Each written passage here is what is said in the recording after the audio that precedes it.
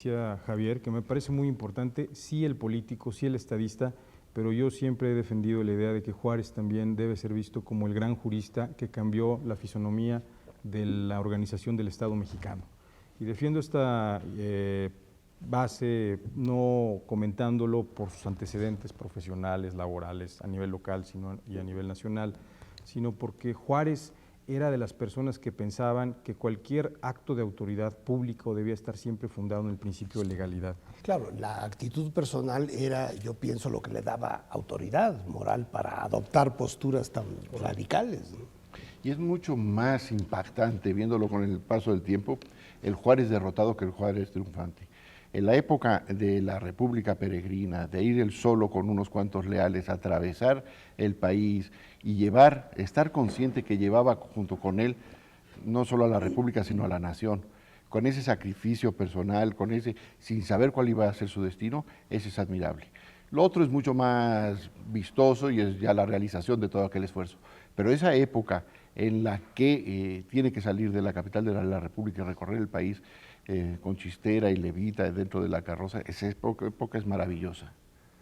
A mí me parece también interesante ver que aún en la Constitución del 57, que hay como 4 o 5 artículos que tienen diversas disposiciones sobre la separación de la Iglesia y el Estado, el preámbulo dice: gracias a Dios Todopoderoso nos damos esta Constitución. Una contradicción curiosa, lo que me hace pensar que privilegiaron finalmente la política y que, dado por aproximaciones sucesivas, iban a ir logrando consolidar y alcanzar la absoluta separación de la Iglesia y del Estado, y no con un decreto o con un acta de asamblea a través de la Constitución del 57. Como hemos visto desde la Constitución del 24 hasta la última ley de la reforma, de lo que se consideran como leyes de reforma, fue un proceso sucesivo de aproximaciones en donde poco a poco se iban deslindando de esta poderosa influencia de la religión, de la fe católica. Ahora, yo seguiría lo que dice Jorge en este sentido. Eran brutalmente pragmáticos. Juárez era un político brutalmente pragmático y uno ve cómo va evolucionando en ese sentido. Por ejemplo, Alejandra lo citaba en una de las primeras intervenciones, 1855. Todavía no son leyes de rango constitucional, son decretos durante la presidencia, algunos de Álvarez y sobre todo de Comonfort, 55-56, se lanzan ya la ley Juárez contra los fueros, ley de iglesias contra las subvenciones, obviamente la ley Lerdo por la desamortización.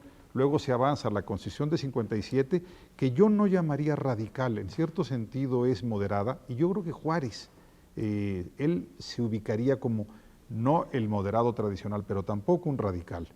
La Constitución de 57 no acepta la tolerancia de cultos, esta se da hasta las leyes de reforma, y luego las leyes de reforma se elevan a rango constitucional, aquí me corregirán los amigos abogados, hasta 74 con Lerdo, o sea que es un proceso.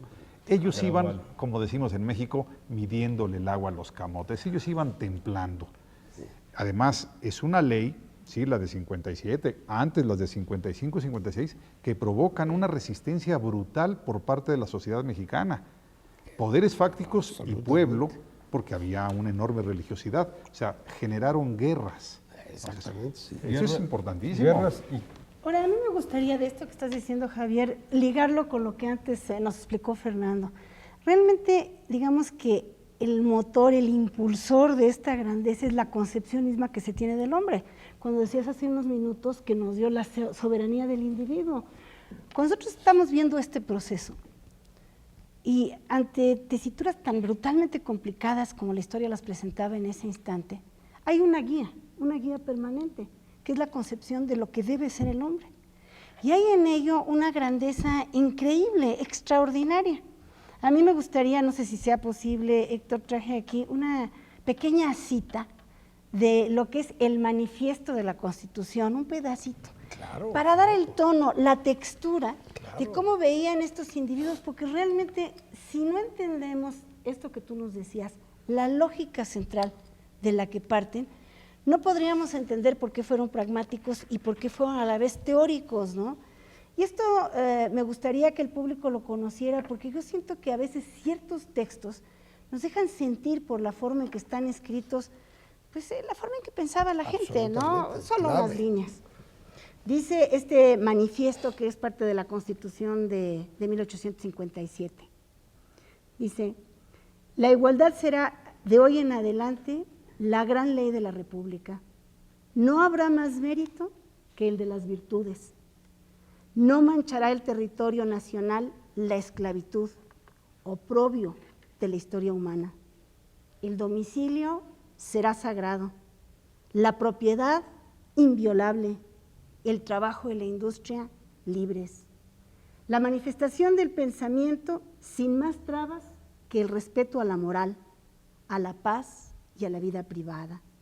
El tránsito y el movimiento sin dificultades. El comercio, la agricultura sin obstáculos. Y bueno, para seguir en este tono de todas las cosas que ellos deseaban, dice, y es la última que voy a leer, los negocios del Estado examinados por los ciudadanos todos. Yo creo que este texto que Alejandra nos acaba de leer es toda una filosofía de la historia, de una concepción del hombre, es importantísimo. De una generación, ¿no? Y ciertamente de una generación.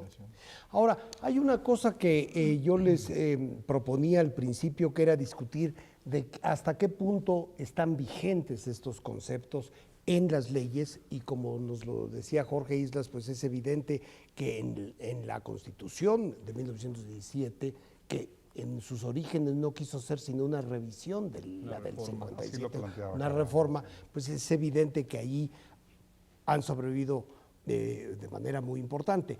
Pero hay dos cosas. Una cosa, yo pienso, es lo que queda escrito en los documentos, y luego está lo que llamaban los franceses el espíritu de las leyes.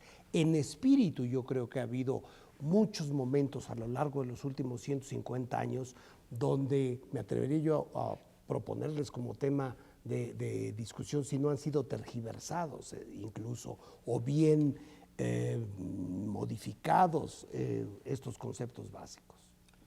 Yo personalmente creo que tanto la Constitución del 57 como la Constitución del 17, que fue una constitución en sus inicios como proyecto de reforma adecuada a las circunstancias de la Revolución de 1910, lamentablemente en algún momento de la historia fueron constituciones que sirvieron solamente como referencia para los grandes discursos de los grupos gobernantes en turno. Yo creo que el sistema constitucional de contrapesos, de garantías al ejercicio fundamental de libertades del individuo, a la democracia representativa con instituciones imparciales, a la capacidad de observar y de poder fiscalizar, como lo comentaba Alejandra en el prefacio y en este extraordinario resumen de esta generación de la reforma, el ejercicio de las actividades públicas no se ha dado sino hasta fechas, yo diría que muy recientes, y a través de un proceso gradual. En la actualidad y en el momento actual te diría que vivimos con las deficiencias y las limitaciones que tiene el texto constitucional, plenamente en un estado en donde existen los principios fundamentales por los cuales se justifica la creación de una constitución y se ejercen cada uno de los derechos, cada una de las previsiones establecidas en la Constitución, de tal suerte que sirvió como un antecedente, y hoy tenemos una realidad que con la realidad y con el estado constitucional que tenemos en vigencia y en acción, pues tenemos que pensar en futuras reformas. Aquí quizá yo le quisiera hacer una pregunta a Javier García Diego. Javier, ¿qué piensas que sean las enseñanzas principales de aquel momento histórico para el presente, cuando se habla nuevamente de la reforma del Estado, quizás hasta de una reforma constitucional o de la creación de una nueva constitución? ¿Qué enseñanzas nos deja esa brillante generación? Bueno, lo de creación de una constitución comenzaría por lo último. Es lo que más me preocuparía. Digamos, la historia constitucional de México en ese sentido es muy clara, y es una historia que vincula Constitución con grandes movimientos armados. Uno puede ver la Constitución de 1824 como de una u otra manera producto de la Guerra de Independencia, la Constitución de 57 como producto de la rebelión de Ayutla. No solamente eso, con antecedentes previos. Cuando uno piensa en la Constitución que mencionaba Alejandra, la Constitución de 57, los retos son enormes. Cuando dice, por ejemplo, vamos a dividir los poderes. Era un país que no tenía tradición de división de poderes, o que los conflictos entre ejecutivo y legislativo eran permanentes, o cuando dice, que el trabajo sea libre, Es fácil decirlo, pero contemplando que era un país lleno de corporaciones, brutalmente difícil. Vamos a hacer una sociedad secular en un país pues tan religioso.